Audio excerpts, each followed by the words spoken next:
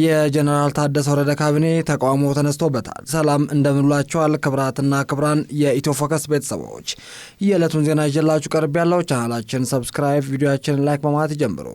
የጀነራል ታደሰ ወረደ ካቢኔ ተቃውሞ ተነስቶበታል።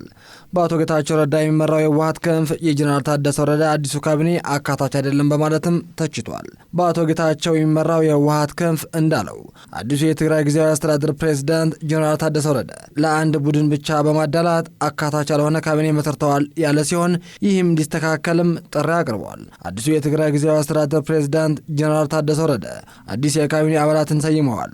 ከዚህ በተጨማሪም በቀድሞ ፕሬዝዳንት ጌታቸው ረዳ ታግደው የነበሩት ጀነራሎችም ወደ ስራ እንዲመለሱ አድርገዋል።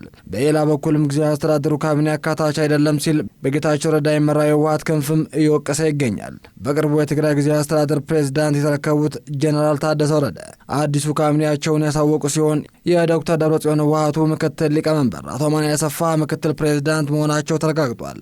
ከዚህ በተጨማሪም ከዚህ በፊት በካቢኔ ያልነበሩ በዶክተር ደብረጽዮን የሚመራው የህወሓት ክንፍ ማዕከላዊ ኮሚቴና ስራ አስፈጻሚ ኮሚቴ አባላቶች በዚህ የጀነራል ታደሰ ወረደ ካቢኔም ተካተዋል። ይህ በእንዲህ እንዳለ በቀድሞ ትግራይ ጊዜያዊ አስተዳደር ፕሬዝዳንት አቶ ጌታቸው ረዳ ታግደው የነበሩ ጀነራሎች በአዲሱ ፕሬዝዳንት ውሳኔ ዳግም ወደ ስራ መመለሳቸው የተገለጸ ሲሆን ጀነራል ፍስሐ ኪዳኑ የትግራይ ሰላምና ጸጥታ ቢሮ ኃላፊ ሆነው እንዲቀጥሉም መደረጉ ፕሬዝዳንቱ ተፈርሞ የወጣው ደብዳቤም እያመላከተ ነው።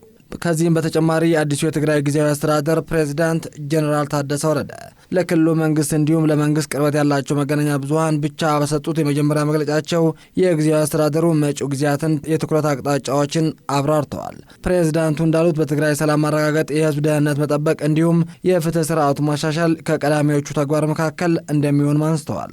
በትግራይም በተለይም በጦርነቱና ከጦርነቱ በኋላ ባለ ጊዜ እየተበራከተ መሆኑ የሚነገርለት ህገወጥ የማዕድናት ስራ ማውጣት መቆጣጠር ደግሞ ሌላው ትልቅ ትኩረት አቅጣጫ እንደሚሆን ፕሬዝዳንቱ ገልጸዋል። ጀነራል ታደሰ ወረደ በማዕድን ማውጣት ስራ አሁንም ህገወጥ ተግባር በተጋሩ እየተፈጸመ መሆኑን አስደንጋጭ አለመሆኑ አንድ ነገር ሆኖ ይህ ህገወጥ ተግባር ከቀጠለ ነገ እጃችን የሚጠመዙ ትላልቅ ኃይሎች እጅም ልንገባ እንደምንችል አውቀን በዚህ ተግባር ላይ ተሰማርተው የሚገኙ ተጋሩ እስካሁን የሰበሰቡትን ሀብት በትግራይ ልማት ላይ እንዲያውሉ ማመቻቸት ያለው ህገወጥ ማዕድን የማውጣት ስራም ለትውልድ የሚተርፍ መዛዝ ያለው በመሆኑ ሙሉ ለሙሉ መቆጣጠርና ስርዓት ማስያዝ ጊዜ የማይሰጥ እንዲሁም ምክንያት የማያሻው ጉዳይ ነው ብለዋል።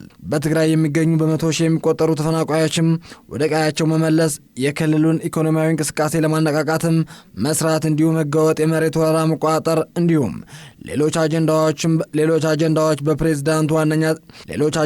በፕሬዝዳንቱ ዋነኛ የትግራይ ጊዜያዊ አስተዳደር ስራዎችም እንደሚሆኑ ተገልጿል። ሳልሳይ ወያነ ትግራይ የሚባለው የትግራይ ፓርቲም የጀነራል ታደሰ ወረደ አዲሱ ካቢኔ አካታች አይደለም በማለትም ተችቷል። በአቶ ጌታቸው ረዳ የሚመራው የህወሓት ክንፍም አዲሱ የትግራይ ጊዜያዊ አስተዳደር ፕሬዝዳንት ጀነራል ታደሰ ወረደ ለአንድ ቡድን ብቻ ማደላት አካታች ያልሆነ ካቢኔ መሰርተዋል ያለ ሲሆን ይህ እንዲስተካከልም ጥሪ ቀርቧል። ጊዜያዊ አስተዳደሩም ሁሉን አካታች እንዲሆን ከሚመለከታቸው አካላት ጋር ስነጋገር ቆይተናል ያለው መግለጫው፣ ይሁንና ፕሬዝዳንቱን ለማነጋገር የተደረገው ጥረትም እንዳልተሳካላቸው አንስተዋል። ክብራትና ክብራን የኢትዮ ፎከስ ቤተሰቦች የዕለቱን ዜና በዚህ ቋጨን። ቀጣይ በሌላ ዝግጅት እስከምንገናኝ ቸር ቆይታ